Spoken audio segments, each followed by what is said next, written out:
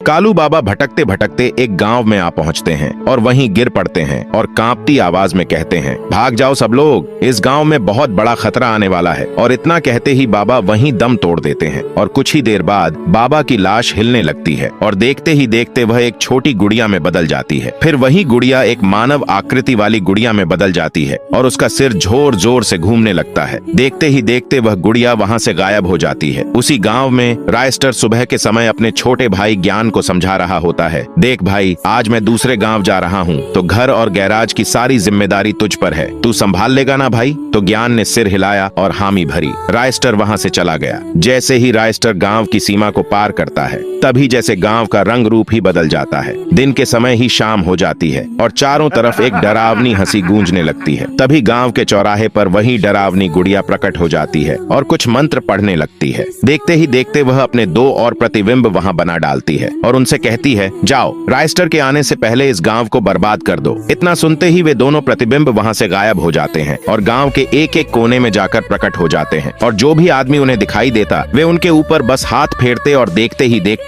उन्हें रेत में बदल देते। ये सिलसिला पूरी रात चलता रहा। सुबह होते होते ज्ञान भी अपना गैराज बंद करके गांव की तरफ निकल पड़ा और जैसे ही ज्ञान गांव में दाखिल हुआ वो गुड़िया अचानक उसके सामने आकर प्रकट हो गई और उस पर हाथ फेरने लगी। देखते ही देखते ज्ञान भी रेत में बदल गया और फिर वो गुड़िया वहां से गायब हो गई। जब सुबह रायस्टर गांव में वापस आया तो उसे गांव की हवा में कुछ भारीपन महसूस हुआ। इससे पहले रायस्टर कुछ समझ पाता तभी एक आदमी दौड़ता हुआ रायस्टर के पास आया और रोते हुए बोला, रायस्टर भाई, तुम्हारे गांव से बाहर जाते ही गांव में कुछ अजीब से पुरानी घूमने लगी। उनका रूप एक अजीब सी गुड़िया जैसा था जो जिस पर भी हाथ फेरते वह इंसान रेत में बदल जाता और इस हमले की चपेट में तुम्हारा भाई ज्ञान भी आ गया। इतना सुनते ही रायस्टर सीधे अपने भाई की लाश की तरफ दौड़ पड़ा, पर जब वह वहां पहुंचा तो देखकर दंग रह गया। उसका भाई वहां पर नहीं था, बस हवा में कुछ भारीपन था। रायस्टर वहीं घुटनों के बल गिरकर फूट फूट कर रोने लगा। तभी रोते रोते उसे बाबा कालू का ख्याल आया। वह सीधे बाबा कालू की गुफा की ओर दौड़ पड़ा और जब वहां पहुंचा तो सामने का नजारा देखकर दंग रह गया। वहां एक आदमी फूट फूट कर रो रहा था। रायस्टर पास गया और कांपती आवाज में पूछने लगा, तुम कौन हो और बाबा कालू कहाँ है? वह आदमी आंसू पोंछते हुए बताने लगा, बाबा कालू कुछ दिन पहले तुमसे मिलने तुम्हारे ही गांव आए थे। उन्हें आने वाले खतरे के बारे में तुम्हें कुछ बताना था, पर जब वे वहां पहुंचे तो चक्कर खाकर अचानक गिर पड़े और वहीं दम तोड़ दिया। रायस्टर यह सब सुनकर सब समझ जाता है। वह वहां से सीधे गांव चला आता है